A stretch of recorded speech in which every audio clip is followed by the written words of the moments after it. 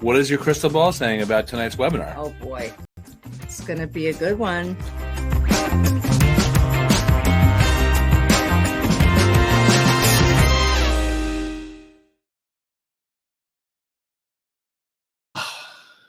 Hello. Welcome to tonight's webinar on the college essay, top 10 mistakes to avoid like a toothbrush in a gas station bathroom. Thank you very much. Wrote that myself. I'm Andy Lockwood from Lockwood College Prep, joined in spirit by Pearl Lockwood, wife, partner Pearl Lockwood, who is actually enjoying herself, and our daughter in New York City. She does the financial aid stuff, Pearl, and this is sort of the slow season for her, so she got a night off. I'm here. You got the other Lockwood, and we're going to be talking about college essay tips, and these are tips that I share with our clients, with our boot camp clients. This presentation is actually something that I've done originally for our boot camp clients. Well, let me just make sure that we're coming in loud and clear here. It looks like I froze. Say hi in the chat. Let me know that I'm coming in and you can hear and see. Hello to Tammy. Yeah, let me know where you're coming in from, also where you're logging in from, because you usually get people from all over the country, sometimes out of the country. Not just Long Island here. We're based in New York, but we talk to people all over every day, pretty much. So I'm going to talk to you about the actual tips that I give our clients. And when we work with them one-on-one and in small groups, you're going to get the exact same advice without having to pay us. And I hope you find it valuable. I hope you find it provocative. I know it's going to be, different than what you may have heard from, guidance counselors or English teachers.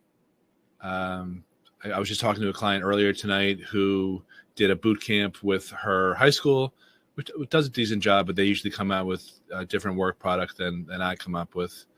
So you just have to take everything I'm saying with a grain of salt, take everything I'm saying, anyone else is saying with a grain of salt. It's totally up to you. So let me see here. Hello to Michelle. Hello to Alexandra, Sarah from Pennsylvania.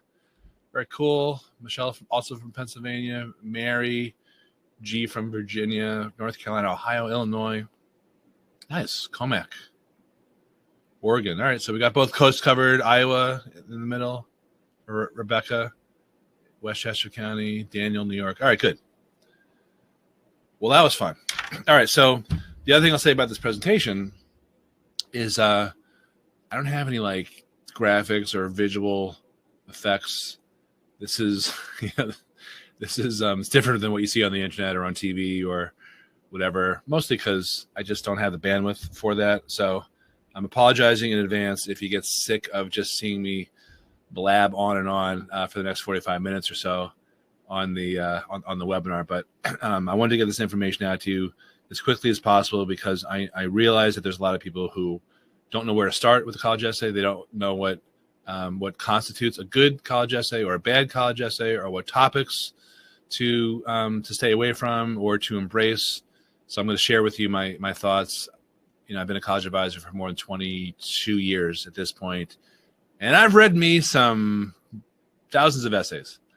And I've also had numerous people work for me who are former college admissions officers, and I talked to other people who don't work for me who are admissions officers about this stuff. So you're getting good information here. If you have questions, post them in the chat. You can actually toggle to make it an actual question as opposed to just a comment. And then, once I get through the content tonight, I will be answering questions. I also said this in the email. Once I get through tonight, I will be offering you a sort of a one-time only offer to get our help with the essays. We do other things too, but tonight I'm just focusing on the essays. So that'll be at the top of the hour, most likely. Okay. So my first comment here for tonight is, geez, you really picked an interesting time to send your kid to college. This was an unbelievably weird and chaotic and stressful year, not just, for parents, but for kids. For us personally, we're both college advisors, Pearl and I, but we also have 3 kids in college, including 2 at 2 of the hottest of hotbeds in the United States when it comes to all the craziness that happened with all the protests and all that. And it was a bunch of conversations I had about stuff that I'm really not qualified to talk about in terms of safety and things like that. But tonight's topic, the essay, I am qualified to talk about. So I think the essays are important because they're really your last chance to make a closing argument, so to speak, in terms of why this college or these colleges that you're applying to should admit you. It's that plain and simple. That's the purpose, the overarching purpose of all college essays. First, we're going to be talking about the personal statement. Then I'm going to get into some of the most common, pun intended, supplemental essay topics on the Common Application by your colleges. In terms of the preferred timeline, this also might be something different than you hear from other people, but what I tell all the clients that we work with, I think the personal statement, you want to get that done in July, and I'm recording this on July 25th, so there may not be that much time left, but ideally you do that because the Common Application is officially open August 1st for class of 2025 kids. The one for class of 24 kids has been open. That's still available. Sometimes people get confused and they start filling out the old one before August 1st, and then they flip August 1st to the correct one, and sometimes all that data doesn't transfer over. So just a word of warning, there may be someone on. We had like almost 200 people register for this tonight, so I'm sure there's a handful of people who might have had that happen to them. So just be careful. There's nothing wrong with registering using last year's Common Application, but the one that you want if you have a class of 2025 kid doesn't come out till August 1st, and that's in a few days. So the idea is to get the main one done, or as practically done as possible in July, the personal statement, because we know what the topics are. They're the same as last year's. You can Google them. You can also see them on last year's Common Application. You can also look at the Common Application website and see the topics on their blog. Then many, not all, colleges have supplemental essay questions, and most of those come out in the beginning of August. Some colleges drip them out on their websites ahead of time, before August 1st, but for the most part, most, not all, colleges will post supplemental essays that they have. If you don't see a supplemental essay posted on the Common Application, so I'm not going to get into what the Common Application looks like or anything because, first of all, it's not out. And second of all, that's off topic. I have a lot to get through. But you will see that sometimes the supplemental essays are hidden. There's different spots where they can crop up. Sometimes you'll see on the main page of the Common Application, this college has no supplemental essays or no extra writing requirements. But then when you get into that specific college's section of the Common Application, you might discover, hopefully not at the last minute, right before your application deadline, that there are questions to answer, and sometimes those questions are short essay questions. So you've got to do a little bit of hunting and gathering for the supplemental essays, but for the most part, they become available August 1st. And what you want to do, again, my recommendation, what I think you want to do, is do the main one in July, the personal statement, and then turn your attention to the supplemental essays and get at least 5 of your top colleges worth of supplemental essays done after August 1st. And then by the time you go back to high school as a rising senior, you will have most of the heavy lifting done with the actual applying to college. Because the hardest parts on the application are the essays, which we're talking about tonight, and then the activities section. And the rest of the application is basically your name and address and easy stuff. So if you can get most of that stuff tucked away before you go back to high school and start up again with maybe the hardest academic, at least semester of your life, and pressure on extracurricular stuff that you need to do and your regular homework and you name it, there's a lot of stuff that happens in the fall. To layer the essay writing on top of that is a big deal. So my advice is to really get this stuff done before you get back to college. You will have maybe a little bit of short-term discomfort doing that. I was telling that to the kids who come to our boot camps. I had open office hours last night, and we had about 4 kids show up. They were there despite not really wanting to spend a Wednesday night doing that, or Sunday mornings coming in. But I said, you're avoiding some medium-term excruciating pain by engaging in this short-term discomfort. So I promise you, getting it done over the summer, at least the personal statement and a handful of your college's other essays, is definitely worth it. And then, the activity section and the rest of the application in August. So that's just some nuts and bolts of what I recommend. So now what I want to get into is the top 10 mistakes, which is kind of hard to do because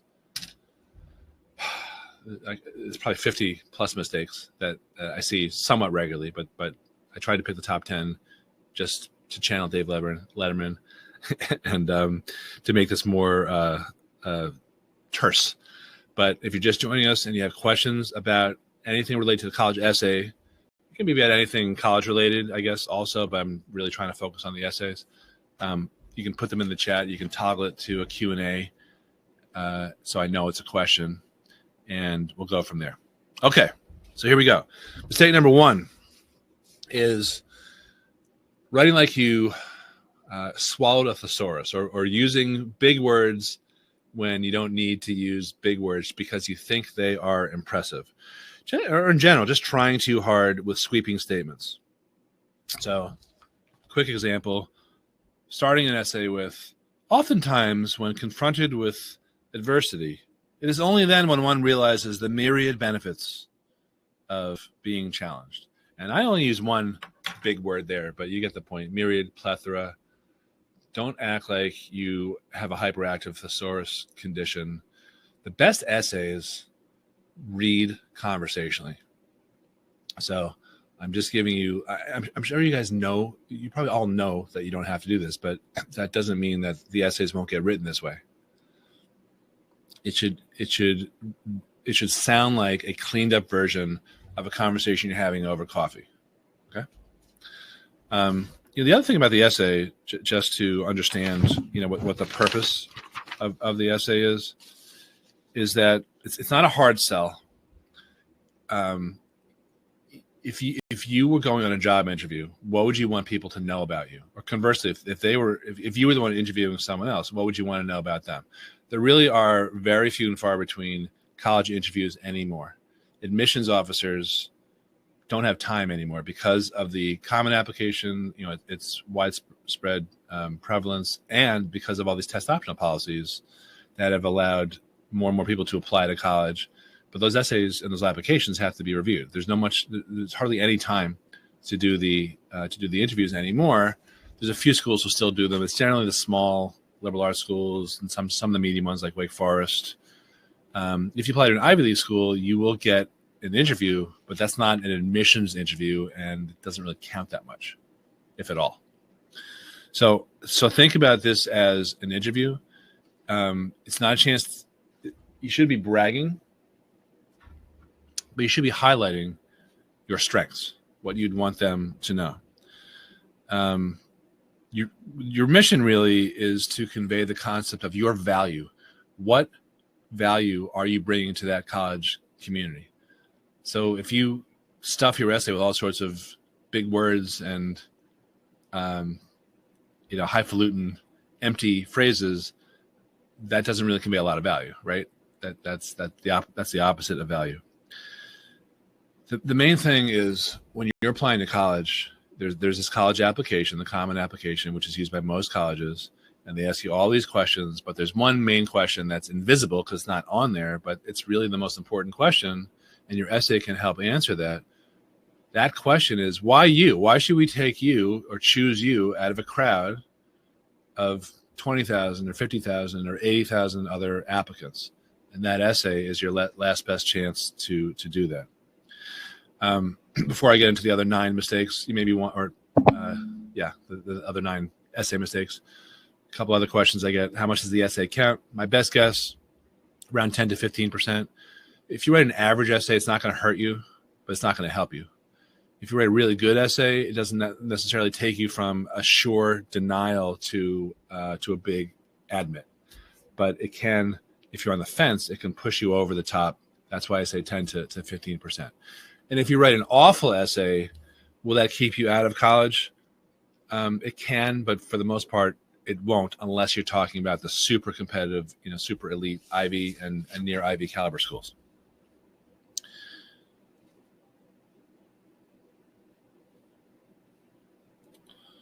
All right.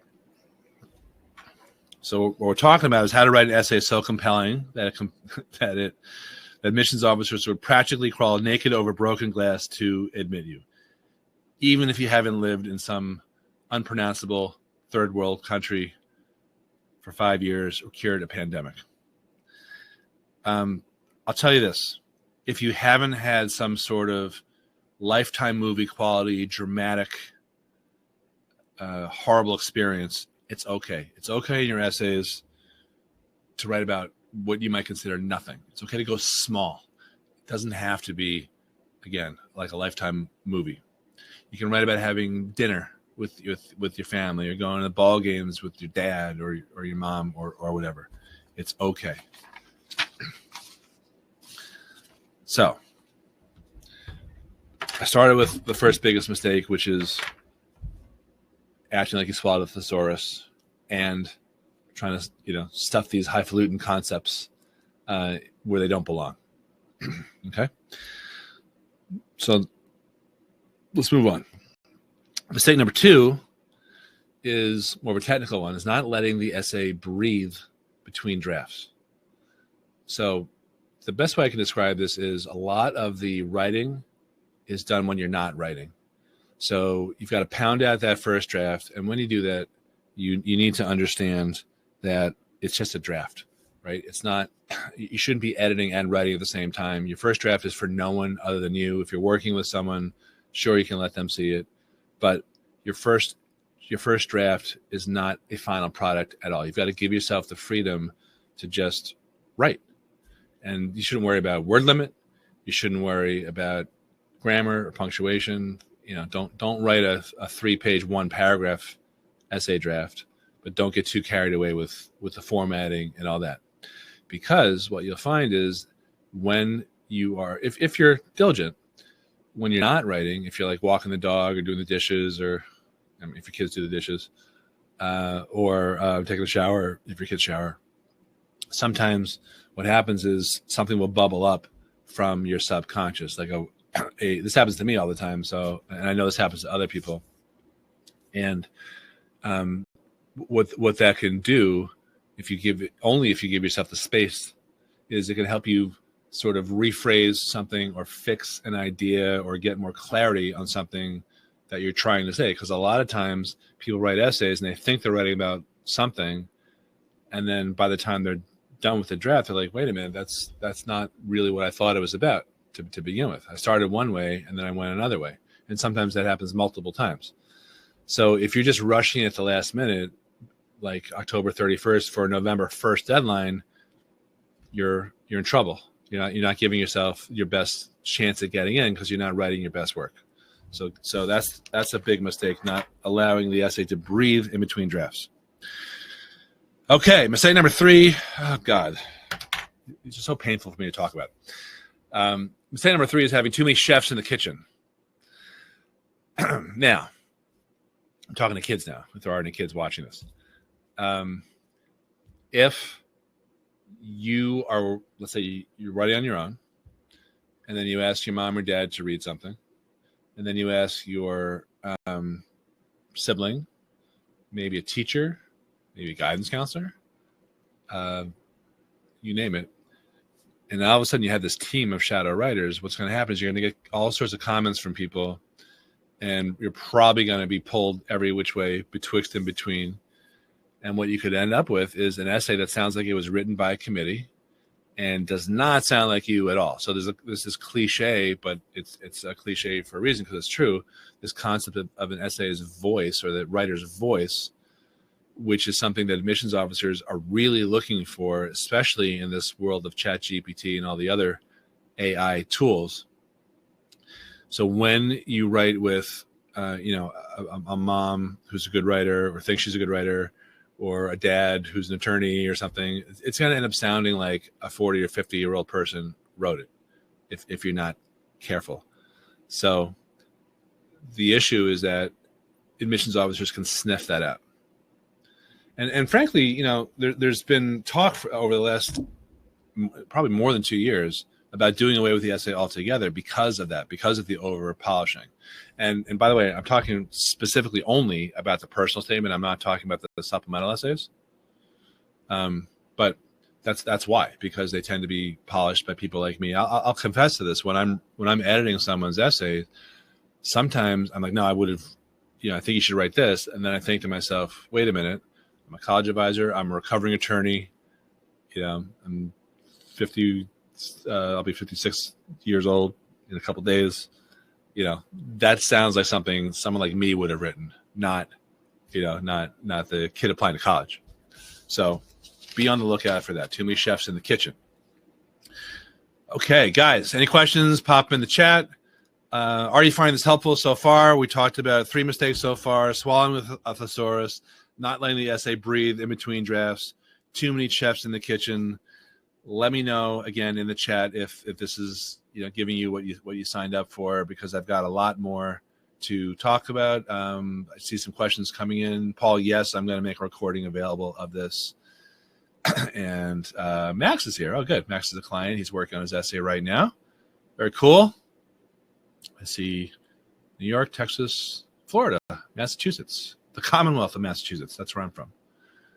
Westchester County. Already good. All right. So I got a thumbs up from Katie. Hopefully you guys are finding this helpful as we go along, because these are all based on mistakes. And this is not hypothetical, theoretical stuff. This is all based on real world, in the trenches essay help, which I've been doing for more than 22 years. I've been running boot camps for more than 10 years.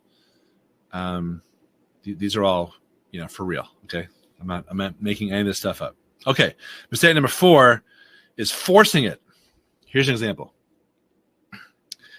As I reached the mountaintop, I was struck not only by the perspective I achieved, but also by the texture and formation of the large, moist snowflakes that caressed my cold, windswept cheeks. As I later explained to Bobby, the club-footed, spastic-coloned, ADHD Aboriginal child whom I've mentored through my 501c3 nonprofit charity every Tuesday and Thursday afternoon since I was 9 years old, that, like him, each snowflake is unique, beautiful, and endowed with special characteristics for the world to appreciate. So maybe that's not exactly the draft that I reviewed before, but this is based on a draft where the gist of it was, and I said to the guy who wrote it, I was like, dude, you were on a ski lift? He's like, yeah. Okay. So, it's okay to write about individuality and snowflakes and, whatever. But there's a line to cross, and he clearly crossed it because he was like a lax bro who was writing about, I got to come up with something. I looked down, and the people who were at the bottom of the mountain, I couldn't make out their distinguishing characteristics the way I could when I was at the bottom of the mountain. So it gave me new perspective. And I'm thinking to myself, like, well, who goes to Vail? I mean, it's not the most diverse, population. I don't know what differences you're really appreciating. Oh, she's got a pink snow, ski outfit, and this guy's got a teal one, right? So don't try to get too much out of it. Don't try to force it. Okay. I see. Good. I see some questions coming in. I'm going to be answering them. Good. Keep them coming. Number 5, biggest mistake is failure to answer the prompt. So that seems pretty basic too, but it's a real thing. So first of all, every prompt is fairly open enough to give you the space in the room to write about whatever you want. So before thinking about what prompt to write about, you should think about, what do I want to say? What value am I trying to communicate? If I were a job candidate on an interview, what would I want them to know about me? What are admissions officers looking for? This is a marketing exercise. This is not about your merits. You don't just list all the things and, check, let me in. It's really more about communicating, again, to them why you're different, why you could be a valuable addition to their community. So So for the most part, like I said, there's seven. Okay, there's 7 prompts. They're all pretty open ended. Like tell us a background. Tell us about your background or a story about you that if we didn't know, your application would be incomplete. Pretty wide open. Talk about a realization or event that caused personal growth. Right. Very open. I will say this just as a side note. The prompt number 7, which is write anything you want, you should never do. Because, in my opinion, because the other, like I said before, all the other 6 are pretty open-ended and allow you the room to say whatever you want. And B, when you get to college, that's not what what you do. You don't just write whatever you want. You get a prompt or a question that you answer, or questions on an exam, and you answer. You perform. So, so whatever you end up writing, after you think about the values that you're trying to convey or your value, you should make sure that the prompt that you wrote to is actually the right prompt, because a lot of times people will answer an follow a prompt and write the essay, and then I'll look at it. I'm like, are you sure that's the right prompt? Because I don't know if this is a background or story, or is it the essay prompt about an obstacle that you overcame? And maybe the essay fits both, but maybe it's a little bit tighter to one of the prompts than the other one, because when you're submitting the actual application, you cut and paste your essay in there, and then you check off the box for the prompt that you selected. So sometimes kids will do that, and then the essay doesn't flow from the prompt, and that's not great, right? Some admissions officers will sort of look past it and be like, okay, it's a good essay anyway. It conveys something interesting about the kid. But a lot of them will penalize you and say, okay, well, if he can't follow these directions, then what's going to happen when he gets to college and has to perform under pressure on exams. So that's a big one. That was mistake number 5, failure to answer the prompt. Okay. Mistake number 6 is meandering. So there's 650 words maximum that you're permitted on the college essay, on the personal statement. By the way, that doesn't mean you have to hit 650, but that's the max.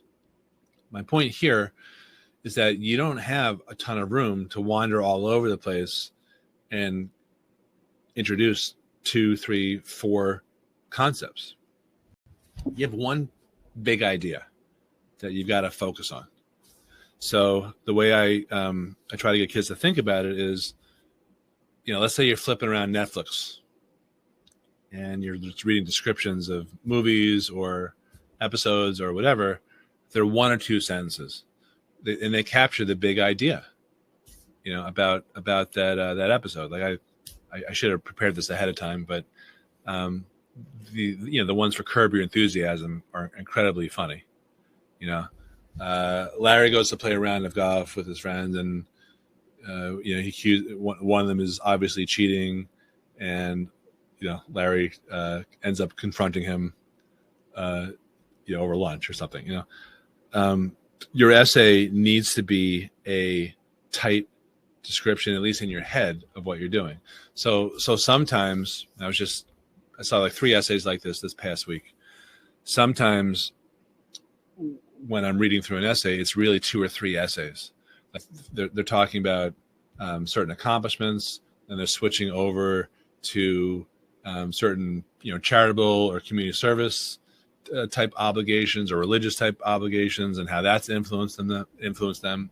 And I'll say, like, look, you need to really focus on 1, not 3 things, and make sure that you're covering that. So if you're talking about your accomplishments, which is not always the right, it's really not the right thing to do, because that's also information on the activities section. It appears elsewhere.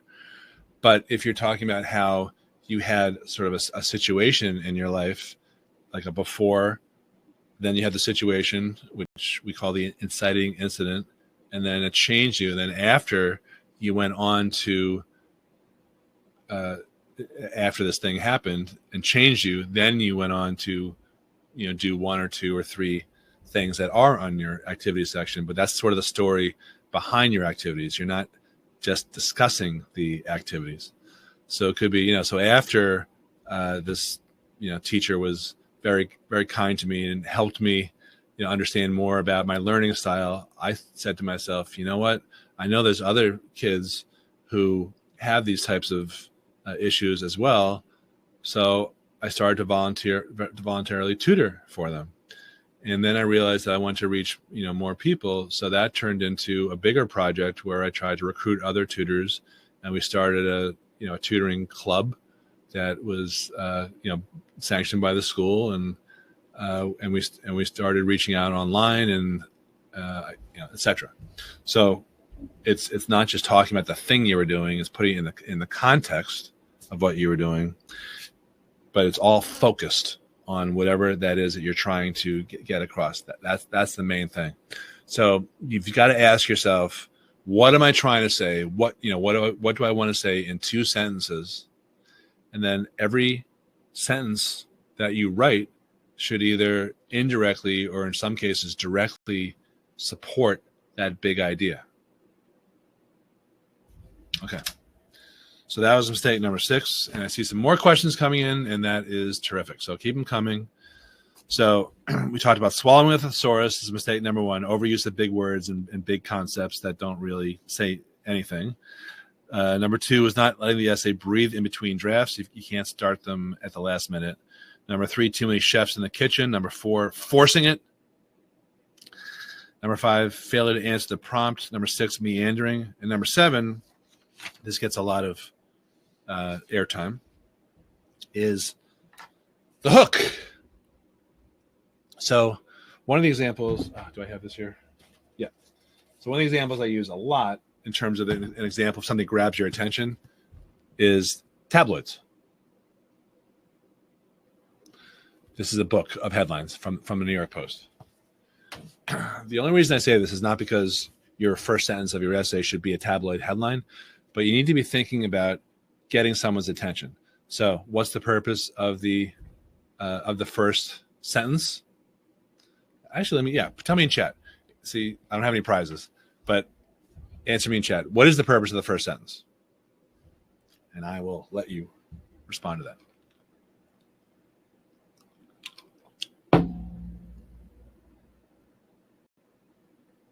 And I see some other very good questions. Thank you, Beatrice, Christy, Ying Sing, Leslie.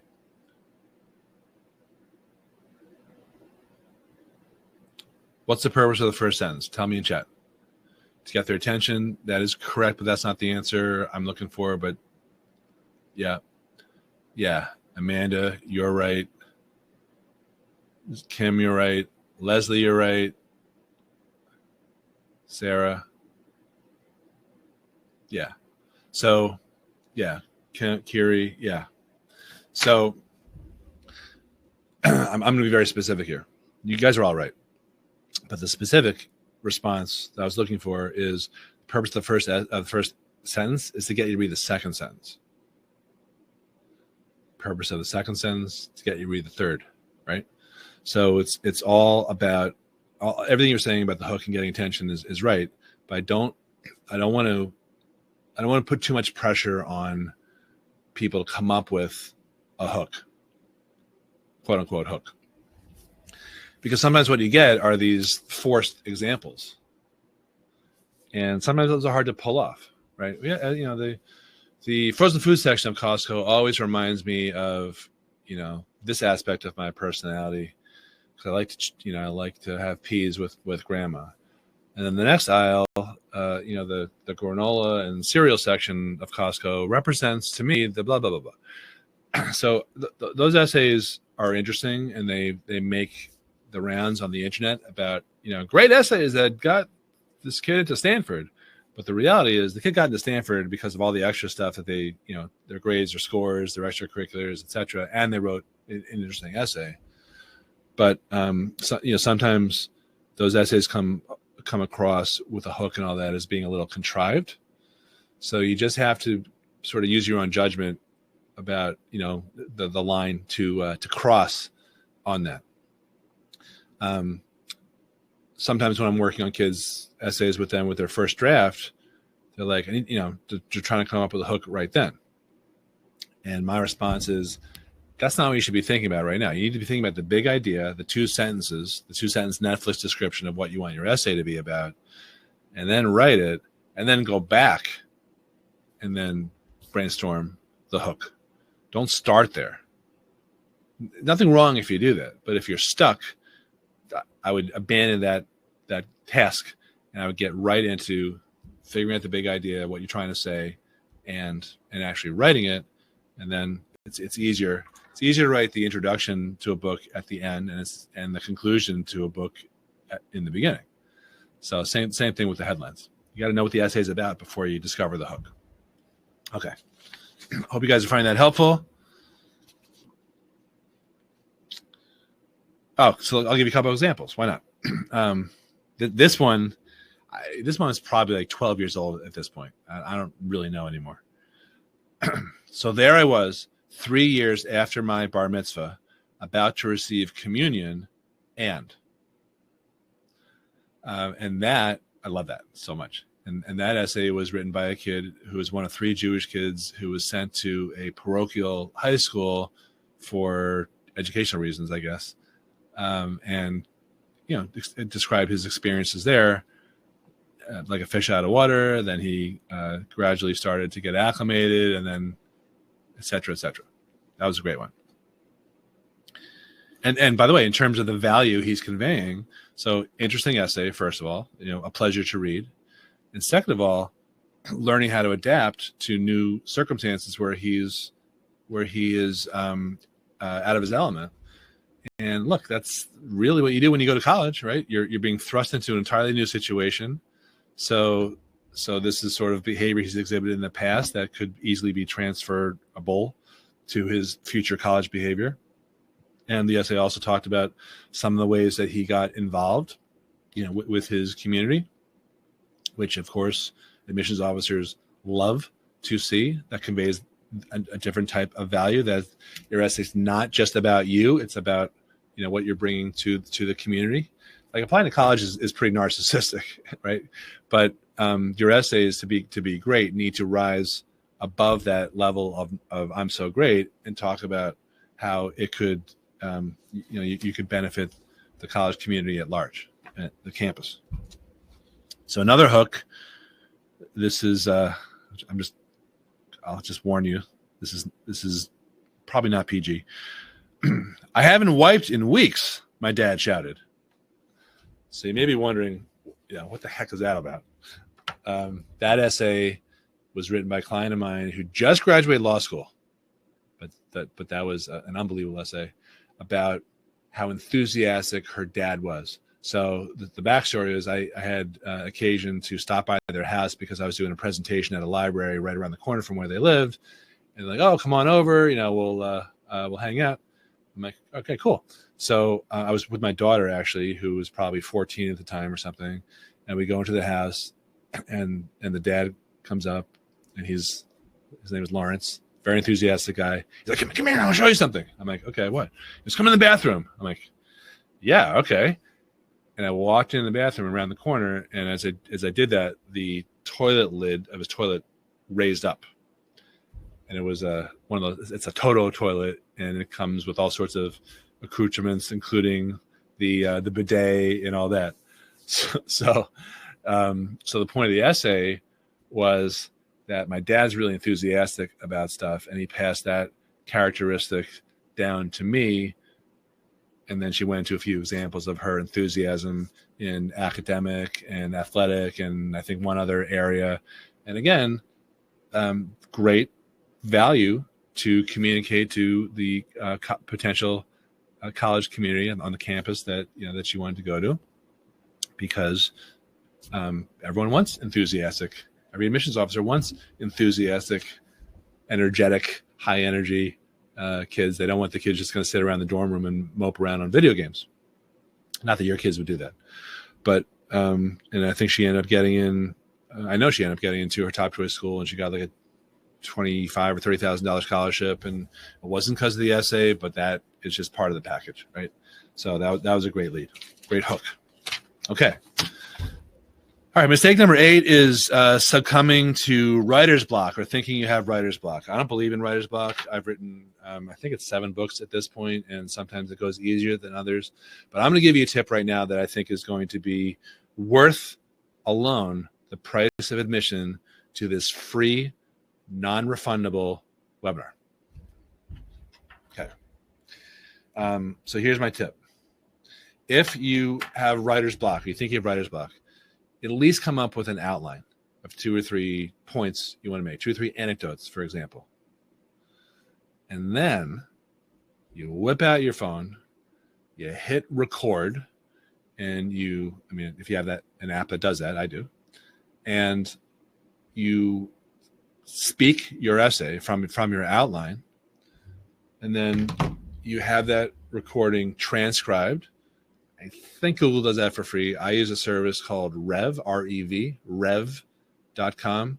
That is probably like $125 a minute, I think. So, that essay might be, that outline that I just described of you dictating, it might be 10 to 15 minutes. So you're looking at, less than $15 or so to do it if you use a service. Otherwise, it's free. And now you have, you make that into a Google Doc or Word doc, and now you have a working draft. No more writer's block. So I think that's a very valuable tip because it never fails. I will say a couple more comments about ChatGPT. People use it. It's fine to use as a starting point, not as a finishing point. So I had a kid last summer that I was working with who wrote 2 drafts that were really not good, kind of half-assed them, didn't know what to write. And I was meeting with him and his mom every time. She was getting more and more stressed out. So the 3rd essay meeting we had, we're in my office. He's on one side, she's on the other side across the desk from me. And I'm reading the essay, and I'm like, wow, Diego, this is really good. And he's like, I said, it's almost like it's a different essay. He's like, And I said, it's almost like you had help doing this. He's like, I said, do you know Artie? He's like, what? This actually made eye contact this time. I'm like, artificial intelligence. And his mom was like, Diego, did you use ChatGPT? He's like, yeah. I'm like, it's okay. Because now you have a draft, but you've got to edit it. You've got to make it personal. Again, these values, personal statement, you've got to make it about you. So that I don't love that as an option, but that's also an option. And the other thing I'll say is there's no substitute for just sitting on your ass and forcing yourself to write, shutting off all your distractions. That's really what we do at the boot camp that I run every summer. Is like, it's just, there's no magic. It's just an opportunity just to sit there and not have any distractions. But what we always do is, with the same device, I will actually when I'm doing this at my home office, which I'm in right now, I'll use a stopwatch. That's from my dad, who's a photographer. He used to develop his photos in his darkroom using that. And I will set the clock on my phone, the countdown clock, to 33 minutes and 33 seconds, and we'll just write without any distractions. And then when the alarm goes off, we stop, get up, go do something for 5 minutes or 10 minutes, and then do that again. And after you've done that 3 times, 3 33-minute blocks, it doesn't feel like you've written for an hour and a half. It feels like the time goes by really quickly, and that's another way to get your essay writing done. Even if you're sitting there at your keyboard and looking at that damn blinking cursor, and you start writing, this is an actual example, okay? Blah, blah, blah, blah, blah. At some point, your brain will say, at least this is how it works with me, like, come on, you idiot, just write something. And then after you get kind of the cobwebs off and you start to get a little loosened up. It's like playing a sport. You have to stretch out and start, loosening up. Then you'll actually come up with stuff. It's just the way it works. So I hope those tips are helpful from a mechanical side. I really don't believe in writer's block. I think a lot of times it goes back to editing and writing at the same time, like I was saying before. You don't want to do that. You got to just let yourself go and then realize that your first draft is going to suck. Your second draft is going to suck less. Your third draft may not really resemble the first draft. And then by the time you get to 4 and 5, You may not love it because it's very hard to love these things, but you won't hate it as much or as intensely as your first draft. Okay, does that make sense to you guys? Is that you find this helpful? Let me know in the chat, please, because that is important to me, just to make sure you guys are following along, and I'm giving you what I promised to give you. So let me know if that is helpful in the chat, and keep the questions coming. I've got 2 more mistakes to get to. Then I'm going to cover the supplemental essays, and then I'm going to go through all the questions as long as it takes here. Thank you, Jacob. Thank you, everyone else. Says this is helpful. Please let me know just by typing yes in the chat, because I'd like to know that I'm on the right track with you. We have a lot of people on here, so good. Thank you, Alexander, Tammy, Stacy, Angela. Awesome. Okay. All right, mistake number 9. These are pretty easy, but some of them aren't. So I'm putting this category as mistakes about grammar and style. So a lot of kids don't know the difference between TO and TOO. There's all sorts of weird, apostrophes that will, when you're trying to use the S to be plural, use it as the S possessive. So like a couple years ago, my sister-in-law gave us a bunch of glassware we have a little kegerator and a bar set up, and she gave us these glasses that said the Lockwood's Tavern, and it was LOCKWOOD apostrophe S as opposed to no apostrophe, which is grammatically correct. So I, of course, told her she was stupid and to send the glasses back, and we won't serve them at the Lockwood's Tavern. And that went over pretty well. I'm kidding. I didn't say all of that. I just said that behind her back to my wife. Okay, so stuff like that, grammar, switching in and out of the active and the passive voice. That's stuff your English teacher can help you with. You don't want to use the passive voice too much. You want to use the active voice. So I won't get into that, but that's important. A big easy one that you can easily spot are run-on paragraphs, like a 2-page, 1-paragraph draft I mentioned before. It's not texting. It's right. You're actually writing a draft. And the one that's a little harder to pick up on, especially for me, is tone. So, after you've written the draft over and over again, your mind starts to blur. You're starting to fill in words in between the words that are written there, and it's really hard to step back and think about things like, what is the tone of what I'm saying? So a few years ago, I was reading a draft that was submitted to me and one of our essay editors who was an admissions officer at University of Chicago. I thought it was a pretty good draft, and I made a few comments, but I told her that. And then Samantha, the editor, said, the first paragraph seems a little defensive.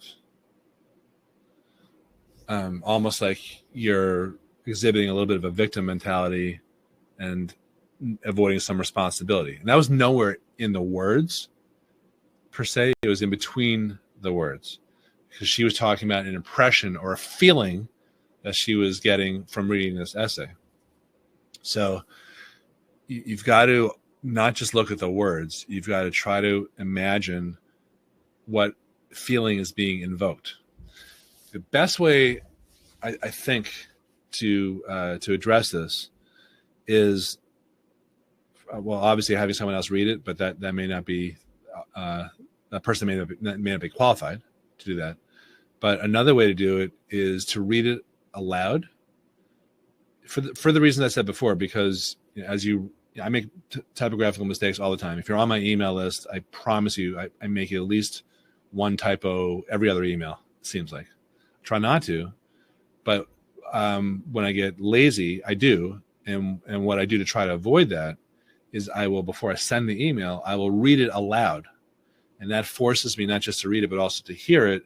And I think those two modalities combine to let you focus more, as opposed to just letting your eyes glaze over something that you may have written and read quickly, multiple times.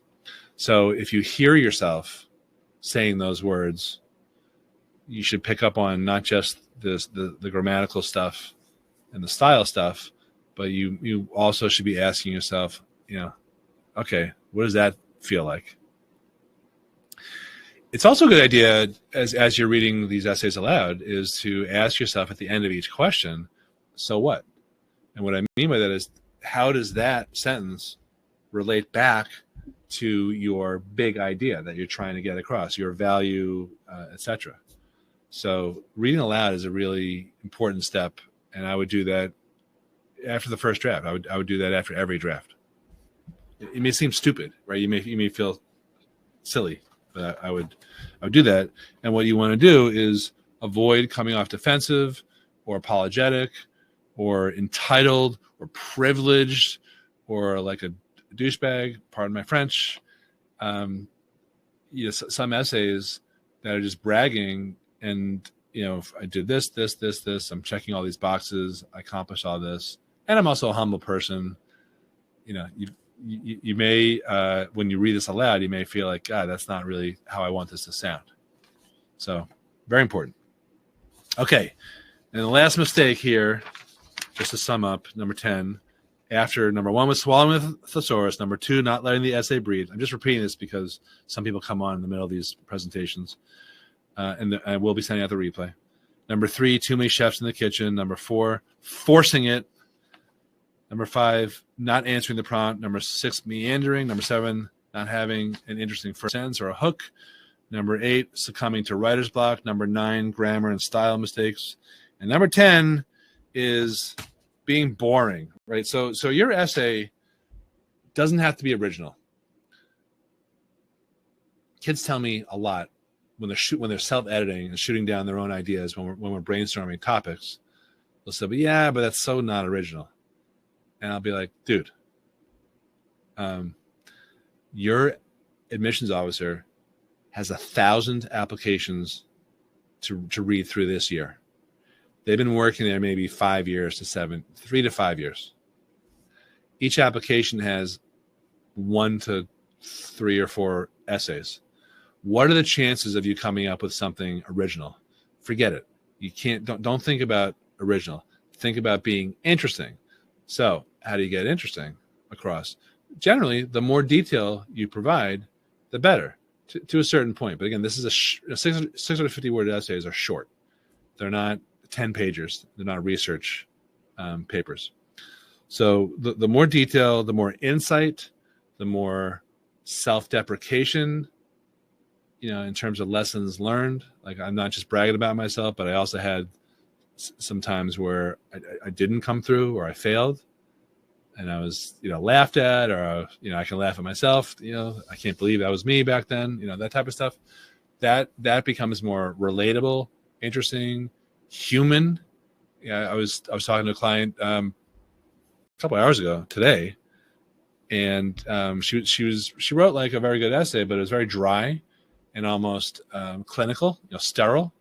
I said, you need to humanize yourself. We need more of you in here, right? So that's what makes it interesting. Doesn't have to be original. It doesn't have to be overly creative too. When I was talking before about forcing it, I meant also being overly creative. The best essays have a before and after, or a realization. And if you're talking about a before and after type of thing, you have to have what they call, I mentioned this before, an inciting incident, something that happens, and that's where the story really starts.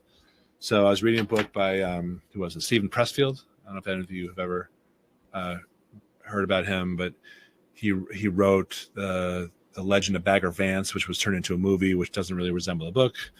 Like a lot of his movies, he actually got fired from the movie treatment, which was funny. And he talks about the what's that movie with Bradley Gross and Jennifer Lawrence, where Silver Lining Playbook, where you find out he's got his own issues, he's coming out of rehab or something, and that's the beginning of the movie, and then he's at a dinner where he meets Jennifer Lawrence, and boom, that's where that's where the movie starts. Because then you know from that incident, that inciting incident, okay, they're going to be, they have this romantic tension. They're not, they're going to get together at the end. Maybe they're not, but the story's going to be about that, right? So if you're writing a personal essay and you're trying to describe something that changed you, that's really important to describe. And that's what makes it more interesting. And a lot of essays will sort of stop there. But the important thing is the then what? Well, what happened after you had this realization? And if you could tie that into, stuff you did that you may be referencing things in your activity section, that's fine to do. I saw a question about that. But also maybe acknowledge that when you move on to college, then you could, find yourself doing similar things too. Like, I can't wait to get to college and XYZ.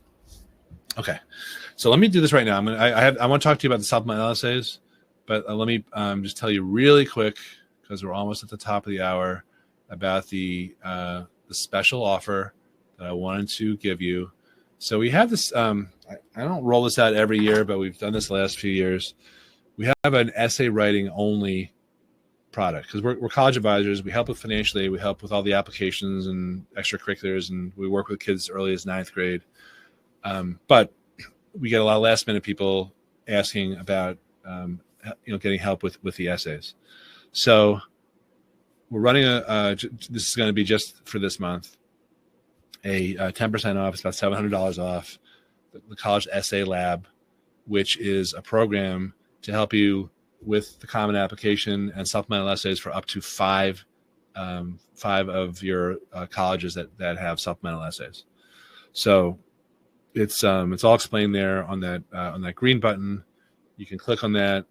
You're not going to lose the broadcast here, but the gist of it is it's a brainstorming session with me, and it's working with one of our very highly skilled, super smart, wicked smart essay editors, and having everything reviewed by me once you're done, and just helping you get through all this.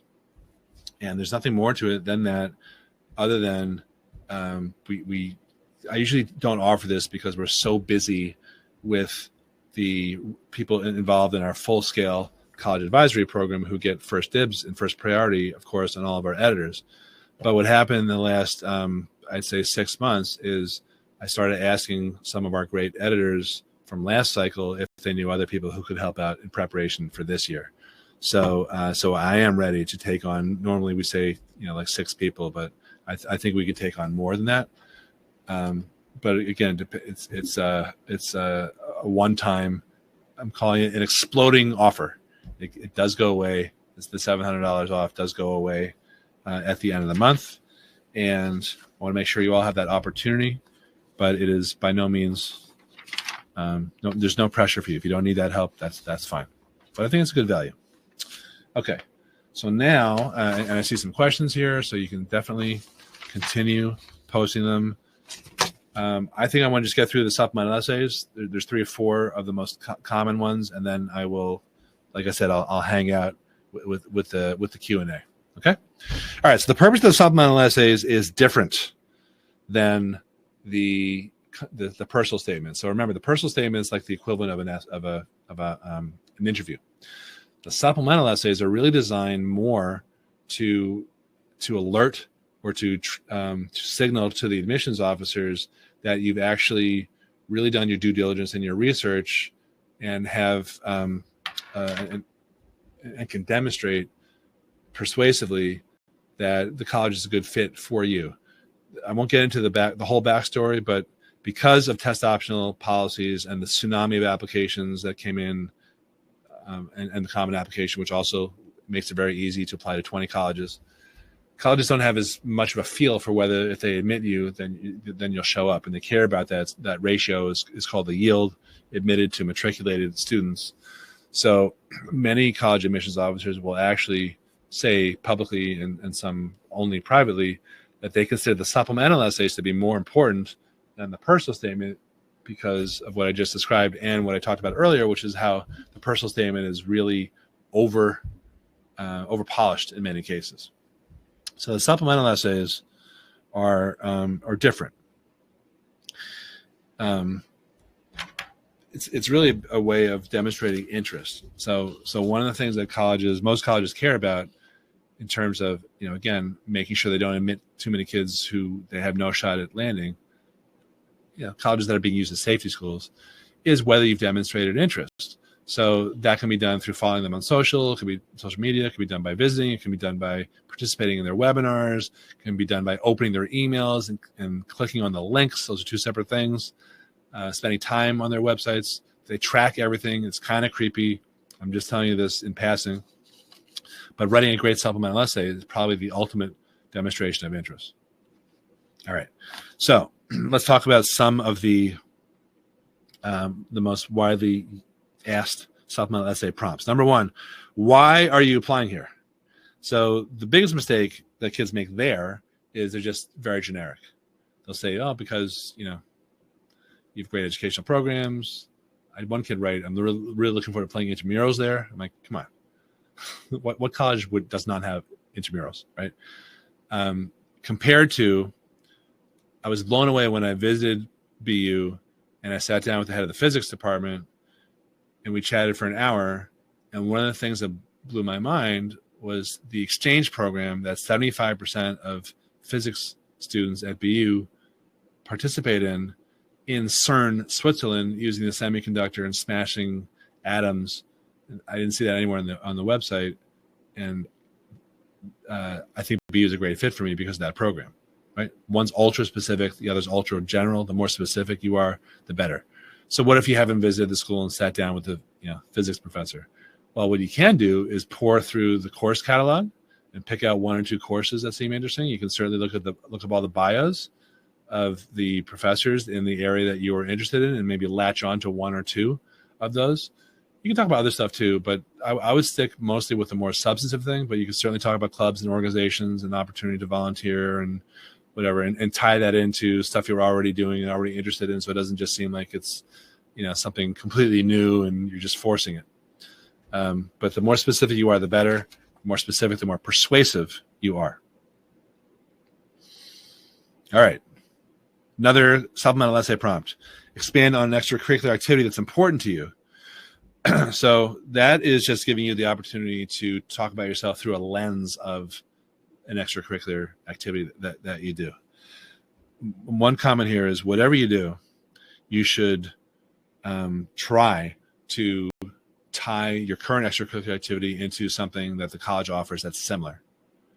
I'm very engaged in this right now, and when I get to XYZ University, I saw that you offer the club. It looks very similar. I'm looking forward to participating in that.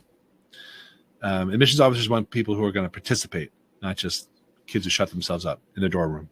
All right. Another essay, a common essay, a supplemental essay. Why are you choosing your major? What do you want to major in? And that is a similar tip to what I gave before. Whatever you answer, make sure it's more than just about you. If you want to make a lot of money and major in business, that's fine, but you should also be talking about how you can help others, benefit communities, et cetera, et cetera. Look, even if you don't really feel like that, if that's not your primary motivator, you've got to do it on the and I'm not judging at all, but you've got to bring it on the college applications, particularly the supplemental essays. You've got to play the game, and hopefully it's not a game, right? Hopefully you do want to not just make money, but also make the world a better place. But again, I'm not really judging anyone on that.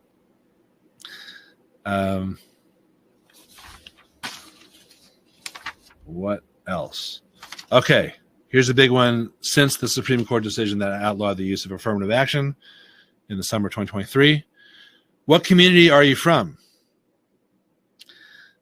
That's hard for people who don't consider themselves particularly diverse to write about because the colleges are asking about diversity. So one way to tackle that is to go far enough up the family tree till you have an immigrant story. Not till you have like a primate. That's too far up the family tree. But if you have a story about Grandpa Patrick coming over from the potato famine with $6 in his pocket, but he knew how to lay bricks. And, now we have this huge business, right? And I'm inspired by his work ethic. So that's one way to try to cope with that. If you're not particularly diverse, but there's other diversity besides visual diversity, such as diversity of thought, you name it. So don't be afraid to explore creative ways to talk about your diversity through the family tree and through other types of diversity. And I think another one here are just the weird ones, the weird essays. What's your top 10? Define X. Like, how do you answer those? My take on those is the only wrong way to answer those is by being boring.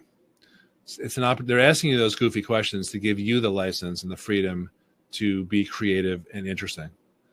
So don't feel like there's a wrong answer other than something that's playing it too safe. Maybe quirky. I had a client last year who was applying to a school that asked for her the top 10. It might have been Wake Forest.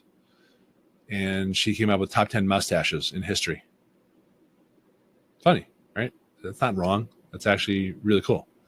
So don't be afraid to let your personality come out in those goofy ones.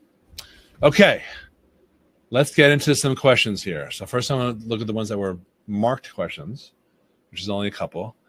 All right. Naya, what do you think about montage-style essays like weaving separate experiences together? Do you think they are worse than traditional narrative?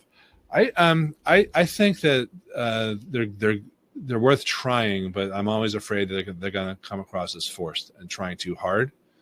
So I've seen some really good ones, and I've seen some ones that didn't really work also. So I would try it, but then you have to be really self-critical and ask yourself, is this interesting? Do I have to do it this way to get this across? Is it going to be annoying is it too esoteric? Is it going to make the admissions officer roll their eyes? So it's okay to try to do something creative, but if you're doing it just to be creative, it's going to come across as a little forced. Mitzi, can you please give an example of adding more detail? I don't know if I can do that. So, and I'm not sure which question that was about, which point of the presentation you're referring to.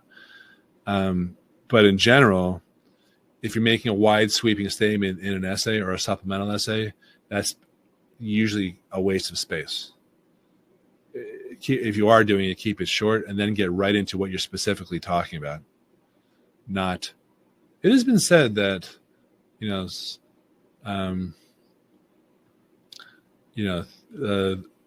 trying times bring about extraordinary results, or necessity is the mother of invention, right? Fine, but don't go on and on about that. Get right into your essay. I'm not sure if that's what you're asking. You can ask me a follow-up question if that wasn't an adequate answer. Okay, here we go. Angela, how long is Paul asked me, will recording be available? Yes. Angela, how long is the personal essay? Generally, it's up to 650 words. A lot of kids get right to 650. You don't have to. Beatrice. It's difficult to convince my parents that college admissions have changed drastically since they applied. How can I persuade them to let me take the lead without fear-mongering? Well, look, in one sense, college admissions, there's a ton more pressure on kids like you compared to when I and your parents are probably about the same age as me, maybe a little younger, applied to school. And there are some key differences, such as, well-rounded was a big deal. Being well-rounded was a big deal when we were applying, and that seems not to be the case now.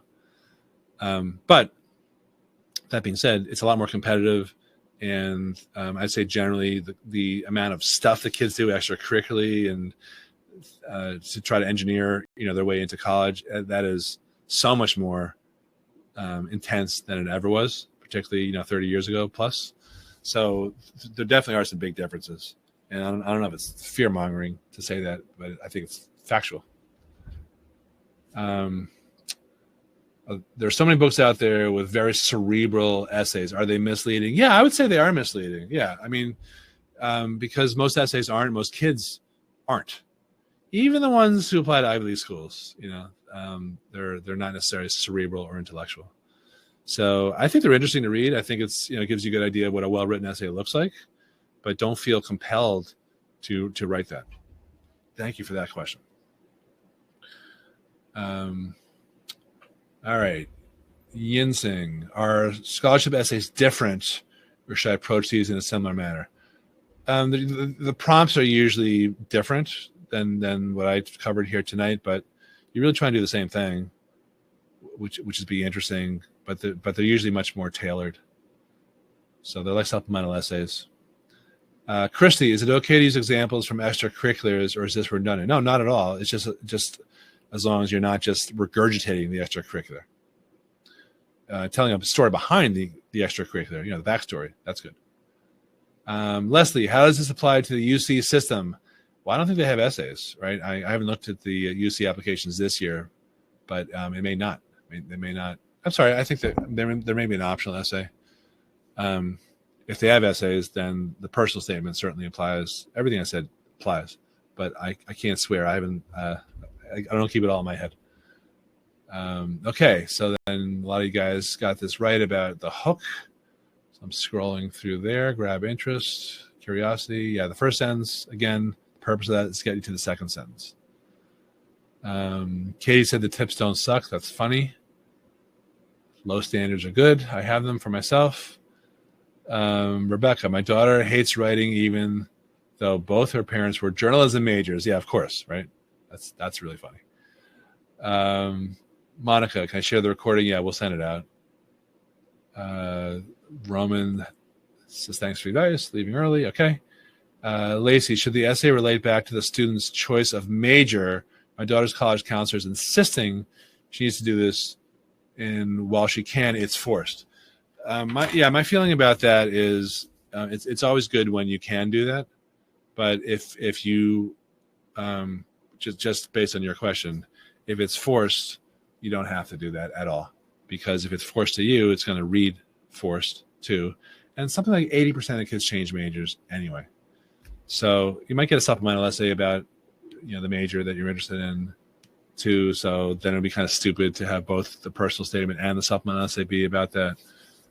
So I don't think there's anything wrong with at least mentioning it, but I don't know if I would make the whole essay about it if you feel like it's forced. So that's I think I agree with you. Tough to answer that in a vacuum. Angela, if a student's being recruited for a sport, should that be discussed in the supplements, or because it's obviously a huge reason why that college is a great choice, it would be better to highlight something else to be more well-rounded? Well, I think it's great to highlight other things besides sports, but if you look at the typical kid who's recruited, you look at their activities section, it's going to be pretty heavily weighted toward all the athletic stuff, because frankly, you can't get recruited unless you put in all this time and effort, particularly time, into these things, which doesn't allow for other extracurriculars. But yeah, I would absolutely explore other non-athletic things if you can.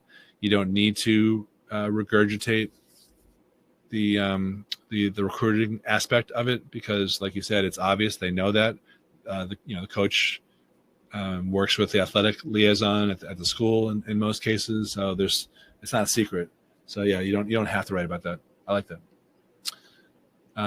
Nico, thank you. Appreciate your directness. All right, cool. Thank you. Appreciate that. Trish, for the supplemental question of what community do you consider yourself a part of, what is your opinion on bringing up being Jewish? I assume you mean in light of all the crap that's happened. I